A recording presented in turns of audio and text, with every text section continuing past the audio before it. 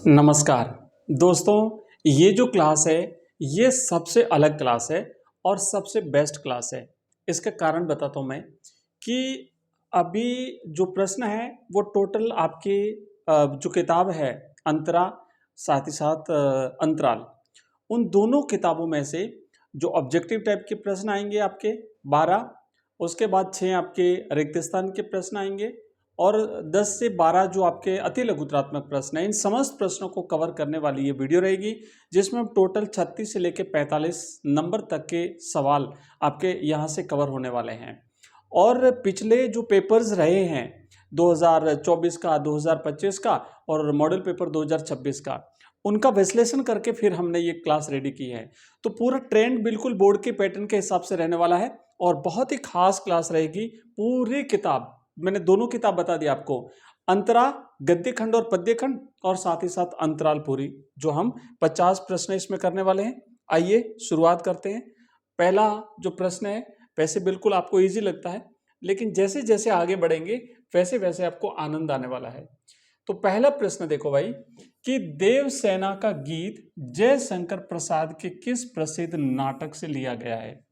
तो ये तो इजी प्रश्न है कि उनके जयशंकर प्रसाद के 5 नाटकों के नाम भी आपको याद रखने हैं। स्कंदगुप्त, चंद्रगुप्त, अजातशत्रु, ध्रुव स्वामिनी, राजश्री। और देवसेना का गीत जो है वो स्कंदगुप्त नाटक से लिया गया है। देवसेना स्कंदगुप्त से प्रेम करती थी, ये भी ध्यान रखना है। और कार्नेलिया का गीत उनके चंद्रगुप्त नाटक से लिया गया है। ये सारी चीज़ें आपको यहीं से कवर करनी है। और साथ ही साथ एक एक्स्ट्रा प्रश्न भी याद करो कि देवसेना मालवा के राजा बंधु वर्मा की बहन थी और वो स्कंदगुप्त से प्रेम करती थी और अपना अंतिम समय उसने पर्णदत्त के साथ उसके झोंपड़े में, उसके आश्रम में रह करके जो है वो गीत गा करके, भिक्षा मांग करके उसने व्यतीत किया था। चलिए आगे बढ़ते हैं। दूसरा प्रश्न देखो, दूसरा क्वेश्चन आपके सामने है दोस्तों कि कार्नेलिया का गीत कविता में किस देश की प्राकृतिक सुंदरता का वर्णन किया गया है। पहली पहली पंक्ति में कार्नेलिया कहती है कि अरुण यह मधुमय देश हमारा। तो कार्नेलिया भारत के प्राकृतिक सौंदर्य का वर्णन करती है। सुबह का जो सूर्योदय का समय था, उस सूर्योदय के समय की प्राकृतिक भारत की सुषमा को देख करके उसने ये गीत गाया था। तो यहाँ पे राइट उत्तर रहेगा दोस्तों भारत की। यह प्रसाद जी के चंद्रगुप्त नाटक का अंश है, इस बात का भी ध्यान रखना। प्रसाद जी के जितने भी नाटक हैं वो हमारे पौराणिक पात्रों के नाम पर हैं। तो उन्होंने एक प्रकार से यूँ कह सकते हैं हमारी जो गौरवशाली परंपरा रही है भारत की, उसका गुणगान जो है वो उन्होंने अपने साहित्य में किया है। और आगे बढ़ेंगे। एक बात और ध्यान रखना, प्रसाद जो है जयशंकर प्रसाद साहब छायावादी, एक प्रकार से छायावाद के ब्रह्मा के नाम से जाने जाते हैं, इसको भी आपको याद रखना है। चलिए अगला क्वेश्चन है कि हिंदी साहित्य में, अगला क्वेश्चन है आपका दोस्तों, हाँ नेक्स्ट प्रश्न है कि हिंदी साहित्य का प्रथम शोक गीत किसे माना जाता है। तो हिंदी साहित्य का प्रथम शोक गीत सूर्यकांत त्रिपाठी निराला जी के द्वारा रचित उनकी रचना सरोज स्मृति को माना जाता है। यह कविता निराला जी ने अपनी पुत्री सरोज के निधन पर लिखा था, इसे शोक गीत कहते हैं। अगला प्रश्न देखो, बहुत ही इंपॉर्टेंट। अब यहाँ से जो प्रश्न आएंगे उनका स्तर थोड़ा सा बढ़ता जाएगा। अगला क्वेश्चन आपके सामने है दोस्तों, क्या प्रॉब्लम है इसे, हाँ अब देखो नेक्स्ट है कि यह दीप अकेला कविता में दीप और पंक्ति क्रमशः किसके प्रतीक है। कई बार सिर्फ एक पूछा जाता है, यहाँ दोनों पूछे हैं और दूसरा ये बात ध्यान रखनी कि क्रमशः पूछे हैं। तो जो पहले आया है उसका उत्तर आपको पहले लिखना है और जो बाद में आया है उसका उत्तर बाद में लिखना है, नहीं तो आपको आता हुआ प्रश्न भी आप गलत कर दोगे, इस बात का ध्यान रखना है। तो हम लिखेंगे कि दीप पहले आया ना, तो लिखेंगे दीप जो है, दीप या दीपक मनुष्य यानी व्यक्ति का प्रतीक है, एक व्यष्टि का प्रतीक है, एक का व्यक्ति का। और पंक्ति जो है ये समाज का प्रतीक है। अज्ञेय जी ने व्यक्ति को समाज से जोड़ने की बात कही है कि एक व्यक्ति बहुत कुछ कर सकता है, लेकिन अगर उसको समाज के साथ जोड़ दिया जाए तो उसका भी महत्व बढ़ेगा और समाज को बहुत ज़्यादा, समाज के लिए भी वो ज़्यादा मूल्यवान हो जाएगा, वैल्यूएबल हो जाएगा। तो अज्ञेय की रचना दीप अकेला, ये जो है वो उसमें व्यक्ति को समाज के साथ जोड़ने की बात कही है। इस बात का ध्यान रखना है। अगला प्रश्न देखो दोस्तों कि केदारनाथ सिंह की कविता बनारस में शहर के किस घाट का प्रमुखता से वर्णन हुआ है। तो जो बनारस कविता है उसमें सबसे ज़्यादा बार, या यूं कह सकते हैं सबसे महत्वपूर्ण जो घाट बताया वो है दशाश्वमेध घाट। दशाश्वमेध घाट का वर्णन हुआ है। कविता में बनारस की आस्था और आधुनिकता का संगम है। एक तरफ तो आधुनिकता और एक तरफ उसकी उसकी सांस्कृतिक पौराणिक उसकी आस्था जो है वो बताई गई है। अगला क्वेश्चन देखो, नेक्स्ट प्रश्न है दोस्तों हमारा कि दिशा कविता में बच्चे ने हिमालय किधर बताया था। तो ये एक बाल मनोविज्ञान आधारित कविता। कई बार ये भी पूछा जा सकता है दिशा कविता कैसी कविता है, तो ये बाल मनोविज्ञान पर आधारित है, ध्यान देना है ना। बाल मनोविज्ञान पर आधारित ये कविता है। बाल मनोविज्ञान का सुंदर चित्रण है, ऐसा भी आ सकता है। और जिधर उसकी पतंग उड़ी जा रही थी, जिस दिशा में, क्योंकि बच्चा अपनी अपनी धुन में मस्त था, है ना, उसे क्या पता हिमालय किधर है। उसने तो कहा बस जिधर उसकी पतंग उड़ी जा रही है, जिधर उसकी पतंग उड़ी जा रही है। ये बाल मनोविज्ञान पर आधारित एक छोटी कविता है, ये आपको ध्यान देना है। अगला प्रश्न देखो दोस्तों, बसंत आया कविता के अनुसार आज के मनुष्य का प्रकृति से कैसा नाता टूट गया है। तो मनुष्य का प्रकृति से सीधा नाता टूट गया, मतलब प्रकृति से नाता टूट गया। कहने का मतलब यह है क्योंकि अब मनुष्य इतना यांत्रिक हो गया है, इतना यूँ कह सकते हैं कि वर्तमान में प्रकृति से कट चुका है कि उसे प्रकृति में होने वाले परिवर्तनों का पता ही नहीं रहता। कौन सी ऋतु कब आती है पता ही नहीं रहता। सारी चीज़ों को हम कैलेंडर से देख करके पता करते हैं। तो इतना प्रकृति से टूटने के कारण ये सब हो रहा है। अब बसंत के आने का पता कैलेंडर से चलता है, प्रकृति में होने वाले परिवर्तनों से नहीं चलता। ये बात कवि ने इस कविता के माध्यम से बताई है। अगला क्वेश्चन देखो नेक्स्ट दोस्तों कि रघुवीर सहाय की तोड़ो कविता में ऊसर और बंजर किसका प्रतीक है। भाई इसे नोट कर लेना, इसे अच्छी तरह से समझ लेना। और मैं बता रहा हूं दोस्तों कि जो प्रश्न मैं नोट करने का कह रहा हूं उसको तो आप नोट कर दिया करो। पिछले 15 वर्षों के एक्सपीरियंस के आधार पर मैं कह रहा हूं पेपर कैसे बनता है, कहां से प्रश्न बन सकता है। और हमने पिछले वर्षों के पेपर्स का विश्लेषण करके आपके लिए कंटेंट बनाया है। हवा में बातें नहीं कर रहा हूं। आपने अभी तक जो हमने कंटेंट आपको दिया आपने देखा होगा अच्छी तरह से। इसीलिए जो इंपॉर्टेंट चीज़ें हैं वो मैं विशेष रूप से आपको बता देता हूँ। और कई बार चीज़ें लिखी हुई चीज़ों से भी ज़्यादा जो मैं बोल करके बताता हूँ उस पर ज़्यादा गौर किया करो, क्योंकि वहाँ से डायरेक्ट प्रश्न बनना होता है। तो प्रश्न ये है कि ऊसर और बंजर, वैसे अगर हम जमीन की बात करें, भूमि की बात करें, ऊसर भूमि बंजर भूमि वो होती है जहाँ पे कुछ भी उगता नहीं है, वहाँ केवल घास उगती है, खरपतवार उगता है, वहाँ पर उपजाऊपन नहीं होता है। तो उसी तरीके से हमारा जो मन है, अगर हमारे मन में क्रिएटिविटी नहीं है, अगर हमारे मन में नई सृजनात्मकता नहीं है, तो हमारा मन भी ऊसर है, हमारा मन बंजर है। हमारे मन की ऊब, उसकी निराशा और सृजन की बाधाओं का प्रतीक है ये। आया समझ में? तो इस बात का ध्यान रखना, और इसलिए मैंने बता दिया ये विशेष इंपॉर्टेंट है। 2025 के बोर्ड पेपर में इसी कविता की सप्रसंग व्याख्या आई थी। अब समझ रहे हो ना कितना विश्लेषण किया है। अब आप अनुमान लगा सकते हो कि हमने आपको यहां तक बता दिया कि यहां से व्याख्या पूछ आई थी। हम आपको हर प्रश्न में ये तक बताते हैं कि ये पिछली परीक्षा में रिक्त स्थान में आया था, या आपके मॉडल पेपर में आया है। तो आप अनुमान, और आपको भरोसा नहीं है तो आप पेपर उठा के देख लो। अगर आपकी पिछले 2025 का अगर आपके पास पेपर है ना, तो उठा के देख लो ये आपके सप्रसंग व्याख्या में आया कि नहीं आया। या फिर मैं बताता हूं कि मॉडल पेपर से लिया गया, तो मॉडल पेपर देखो तुरंत, क्योंकि सबके पास आजकल अवेलेबल रहता है। तो आप लोग देखिए, इसका मतलब जो बात बता रहा हूं वो बिल्कुल सटीक होती है। चलिए आगे बढ़ते हैं और नेक्स्ट प्रश्न की तरफ। ये रहा हमारा 9वां प्रश्न। भरत राम का प्रेम प्रसंग तुलसीदास जी के किस महाकाव्य से लिया गया है। तो भरत राम का प्रेम तुलसीदास जी ने रामचरितमानस के अयोध्या कांड से लिया गया है। सीधा परीक्षा में छपेगा यहां से, और आंसर आपके दिमाग में छप जाना चाहिए दोस्तों। बिल्कुल आपको यही लिखना है। और इसमें भरत के मन की पीड़ा और राम के प्रति अटूट प्रेम का वर्णन किया गया है। रामचरितमानस के अयोध्या कांड से लिया गया है।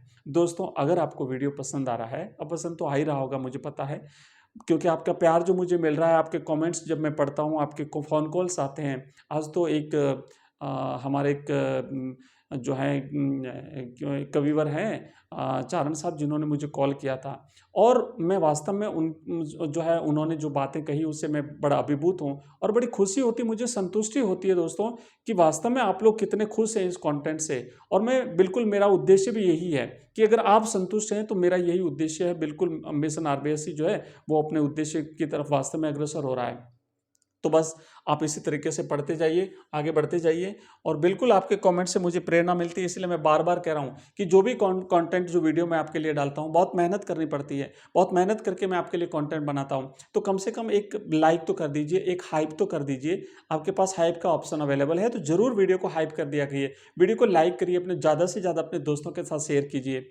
और जो कंटेंट जब हम बनाते हैं तो कंटेंट बनाने में कितना टाइम लगता होगा, उस कंटेंट को देखना पड़ता है, उस कंटेंट को बिल्कुल एग्जैक्ट टू द पॉइंट है कि नहीं है, पिछले वर्षों के पेपर्स का विश्लेषण करना पड़ता है, आपका सिलेबस देखना पड़ता है, आपका बोर्ड का ब्लूप्रिंट देखना पड़ता है, उसके बाद फिर कंटेंट को रिकॉर्ड करना पड़ता है, अपलोड करना पड़ता है, कितना टाइम लगता है। तो इतने सारी मेहनत केवल और केवल आपके बल पर, क्योंकि आपका जब सपोर्ट मुझे मिलता है तभी मैं ये सारी चीज़ें कर पाता हूँ। तो आपका सपोर्ट मुझे मिलना चाहिए। वीडियो को लाइक करिए, चैनल को सब्सक्राइब करिए और साथ ही साथ वीडियो को हाइप जरूर कर दीजिए। चलिए आगे बढ़ते हैं। तो प्रश्न आपके सामने दिया हुआ है दोस्तों कि मलिक मोहम्मद जायसी के 12 में किस रानी की वीर व्यथा का वर्णन है। ये जो 12 है ना, ये पद्मावत से लिया गया है और पद्मावत में राजा रतन सेन और पद्मिनी के प्रेम का वर्णन है। इस लौकिक प्रेम के माध्यम से मलिक मोहम्मद जायसी ने अलौकिक प्रेम, आत्मा और ईश्वर के प्रेम को बताने का प्रयास किया है। पर इसी पद्मावत में एक जो 12 का वर्णन आता है, इसमें पूरे 12 महीनों में अलग अलग विरहिणी की क्या हालत होती है उसका वर्णन किया गया है। लेकिन हमारे सिलेबस में केवल 4 महीने दिए हुए हैं। उन 4 महीनों में कौन सी रानी की वीर व्यथा के वर्णन किया है, तो दोस्तों वहां पे नागमती का वर्णन है। क्योंकि नागमती को छोड़ करके राजा रतन सेन जब पद्मिनी को लेने के लिए जाते हैं तो पीछे जो नागमती की हालत होती है, उसी नागमती की वीर व्यथा का वर्णन इस 12 में किया गया है। यह महाकाव्य पद्मावत का अंश है, मैंने आपको बता दिया। और पद्मावत किसने लिखा है? मलिक मोहम्मद जायसी ने लिखा है। नेक्स्ट देखो, ये एक प्रेमाख्यान है, मतलब लौकिक प्रेम के माध्यम से कवि ने यहाँ पे अलौकिक प्रेम की बात करी है। अगला क्वेश्चन है कि 12 में अगहन और पूस के महीनों में नागमती की क्या स्थिति है। भाई अगहन महीने से उसकी वीर व्यथा का वर्णन शुरू होता है हमारे सिलेबस के अकॉर्डिंग। बाकी 12 में पूरे 12 महीनों का वर्णन है, पर अपने सिलेबस में सिर्फ 4 महीने हैं। तो ठंड और वीर्य के कारण वह कांपती रहती है, इस बात का वर्णन किया गया है। जायसी ने अवधी भाषा में इस बात का मार्मिक वर्णन किया है, नागमती की वीर्य का मार्मिक वर्णन किया है। नेक्स्ट प्रश्न है कि विद्यावती के पदों में किसकी विरह दशा का चित्रण किया गया है। तो भाई विद्यापति जो है ना, इन विद्यापति के पदों में राधा की विरह दशा का वर्णन किया गया है। श्री कृष्ण के बिना राधा की क्या हालत होती है, उनका शरीर किस तरीके से क्षीण हो रहा है, वो सारी चीजें यहाँ पे लिखी गई हैं। विद्यापति को मैथिल कोकिल के नाम से जाना जाता है, इसको याद करिए, मैथिल कोकिल के नाम से जाना जाता है। विद्यापति को ध्यान रखना, आपको इन्हें याद रखना है। अगला क्वेश्चन देखो कि घनानंद के कवित्व में कवि किससे प्रेम की गुहार लगा रहा है। भाई घनानंद के कवित्व में कवि अपनी प्रेमिका सुजान से जो है वो प्रेम की गुहार लगा रहा है। वो सुजान से कह रहा है कि सुजान कुछ तो मेरी बात सुन लो, तुमने तो कानों में रुई लगा दी है। पर वो भी कहते हैं मैंने भी हट कर लिया है कि तू कब तक नहीं सुनेगी। घनानंद को जब दरबार से निकाल दिया था तो सुजान उनके साथ नहीं गई थी, फिर ये भगवान के भक्त बन जाते हैं। भाई घनानंद रीतिकाल की रीति मुक्त काव्यधारा के सिरमौर कवि हैं। अब आप इसको याद कर लीजिए, रीति मुक्त काव्यधारा के सिरमौर कवि हैं कौन? घनानंद।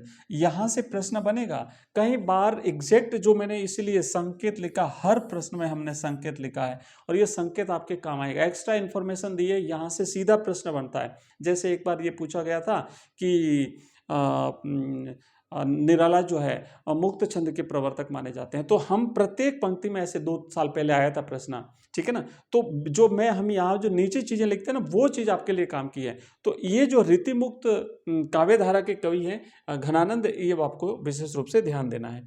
अगला क्वेश्चन देखो नेक्स्ट दोस्तों, अज्ञेय जी का पूरा नाम लिखिए। तो इनका पूरा नाम है सच्चिदानंद हीरानंद वात्स्यायन अज्ञेय। ऑब्जेक्टिव में भी आ सकता है, ध्यान देना, क्योंकि ऑब्जेक्टिव प्रश्न भी आपकी किताब में से बनेंगे।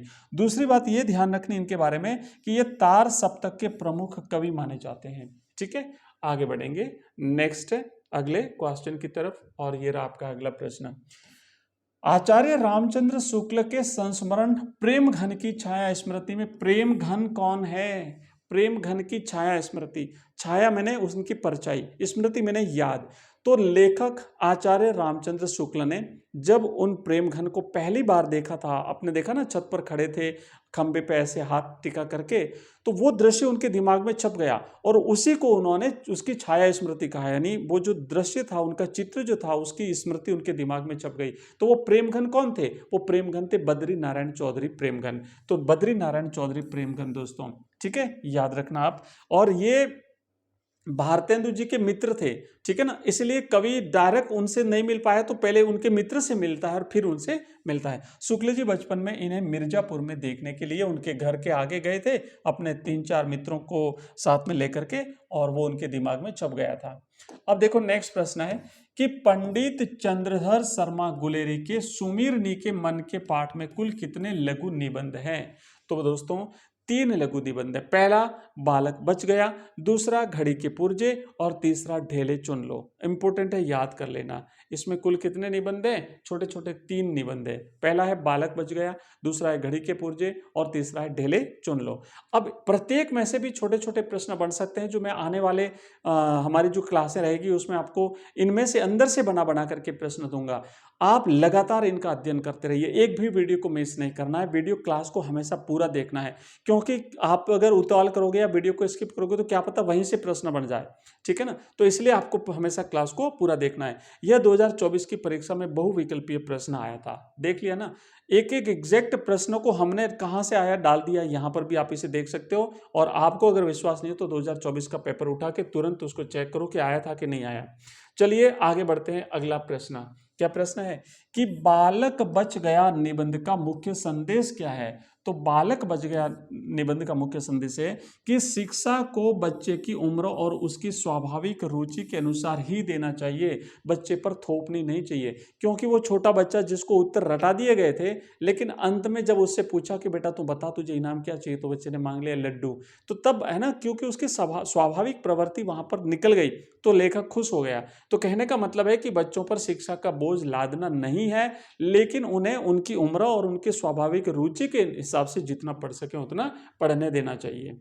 आगे बढ़ेंगे दोस्तों। नेक्स्ट 18वां प्रश्न है, फणेश्वर नाथ रेणु की कहानी संबदिया के मुख्य पात्र का नाम बताइए। तो मुख्य पात्र हरगोविंद संबदिया है। क्यों हरगोविंद संबदिया है? क्योंकि अगर हम बड़ी बहुरिया की बात करें तो वो तो शुरुआत में आती है, उसके बाद में फिर जब वो संबदिया जो हरगोविंद है वो जब उसके मायके जाता है तो वहां पर वही मुख्य पात्र बनता है। जाना ट्रेन में, फिर वापस आना, है ना, वहां पे रहना, बड़ी बहुरिया, पूरे घटनाक्रम में अगर हम देखें तो मेन पात्र जो है वो है संबदिया। संबदिया का काम होता है संवाद ले जाना, समाचार पहुंचाना। नेक्स्ट क्वेश्चन देखो दोस्तों, अगला है 19वां। बड़ी बहुरिया ने संबदिया को संदेश लेकर किसके पास भेजा था? अपने मायके भेजा था, अपने माँ के पास, अपने भाइयों के पास भेजा था, है ना। तो मायके अपने याद रखना है। ये 2025 के बोर्ड पेपर में सप्रसंग व्याख्या में यहाँ से प्रश्न आया हुआ है। अगला क्वेश्चन देखो दोस्तों, नेक्स्ट है कि भीष्म साहनी का पाठ गांधी, नेहरू और यासर अराफात उनकी किस आत्मकथा का अंश है? याद रखना, छोटे प्रश्नों में भी आ सकता है और बड़े अति लघुत्रात्मक प्रश्न में आ सकता है। आज के अतीत, इनकी आत्मकथा का नाम भीष्म साहनी की आत्मकथा है आज के अतीत, और उसी में से ये अंश लिया गया है। इसमें सेवाग्राम आश्रम की बात भी है, गांधी जी जहां पे वर्धा में रहते थे वहीं की ये बात है। नेक्स्ट प्रश्न देखो दोस्तों, अगला है कि असगर वजाहत की लघु कथा शेर में शेर किसका प्रतीक है? तो दोस्तों शेर व्यवस्था का प्रतीक है, सत्ता या सरकार का प्रतीक है। ध्यान देना, व्यवस्था, सरकार या सत्ता, आप तीनों लिख सकते हो या ऑब्लिक करके, व्यवस्था ऑब्लिक सत्ता ऑब्लिक सरकार का प्रतीक है, जो जनता को अपने लालच का शिकार बनाती है। अगला क्वेश्चन देखो, नेक्स्ट है 22वां प्रश्न। पहचान लघु कथा में राजा ने लोगों को क्या आदेश दिया? तो इसमें राजा ने लोगों को आदेश दिया कि वे अपनी आंखें बंद कर ले ताकि उत्पादन बढ़े। सत्ता हमेशा चाहती है कि जनता आंखें बंद करके उसका पालन करे। बंद करने का मतलब यह है कि आपके आसपास क्या हो रहा है उस पर नजर मत रखो, आप सिर्फ अपना काम करो, आगे बढ़ो दोस्तों। नेक्स्ट प्रश्न देखो, ज्यादा टाइम लग रहा है ना, हम 25 प्रश्न कर लेते हैं। अगला प्रश्न क्या है कि 4 हाथ लघु कथा किस पर सीधा व्यंग्य है? दोस्तों पूंजीवादी व्यवस्था और मिल मालिक के शोषण पर जो है ये सीधा व्यंग्य किया गया है, क्योंकि मिल मालिक मजदूरों के हाथ कटवाकर लकड़ी के हाथ लगवाना चाहता था। अगला क्वेश्चन देखो, नेक्स्ट है 24वां कि साझा लघु कथा में किसान की फसल का साझा कौन करता है? तो हाथी करता है, और हाथी पूंजीपति वर्ग का प्रतीक है। यहां से डायरेक्ट प्रश्न आ सकता है ऐसा भी कि हाथी किसका प्रतीक है? जैसे शेर किसका प्रतीक है? शेर व्यवस्था का प्रतीक है। तो हाथी किसका प्रतीक है? तो हाथी पूंजीपति वर्ग का प्रतीक है। यह बात का ध्यान रखना है। और अंत में किसान के हिस्से कुछ भी नहीं रहता है, हाथी पूरा का पूरा हड़प जाता है। अगला क्वेश्चन देखो, नेक्स्ट है दोस्तों कि निर्मल वर्मा का यात्रा वृतांत जहां कोई वापसी नहीं किस क्षेत्र से संबंधित है? तो यह सिंगरौली क्षेत्र से संबंधित है दोस्तों, जहां अमजर गांव का वर्णन है सिंगरौली क्षेत्र में, और अमजर का मतलब है जहां कभी आम झरा करते थे। 2024 की बोर्ड परीक्षा में इसकी व्याख्या पूछी गई थी। तो दोस्तों 25 प्रश्न पहले भाग में हमने किए हैं। बिल्कुल आपको इसका दूसरा भाग बहुत ही जल्दी मिलेगा, और इस प्रकार की सीरीज बिल्कुल हम जारी रखेंगे। लेकिन आपका फीडबैक मेरे लिए बहुत मायने रखता है, इसलिए कमेंट करिए, मुझे फीडबैक बताइए क्लास कैसी लगी, नेक्स्ट टॉपिक आप कौन सा चाहते हैं, बिल्कुल जैसा आप कहोगे। क्योंकि ज़्यादा जब कमेंट जिस टॉपिक के आते हैं ना, वही मैं आपके लिए टॉपिक बना करके पहले लाता हूँ। बाकी वाले भी लाऊंगा, पर वो पहले लाता हूँ। तो आप मुझे कमेंट करिए, वीडियो को हाइप करिए, लाइक करिए, चैनल को सब्सक्राइब करिए, दोस्तों के साथ शेयर करिए। आप लोग इसी तरीके से पढ़ते रहिए, आगे बढ़ते रहिए। मिलते हैं अगली क्लास में, तब तक नमस्ते, धन्यवाद।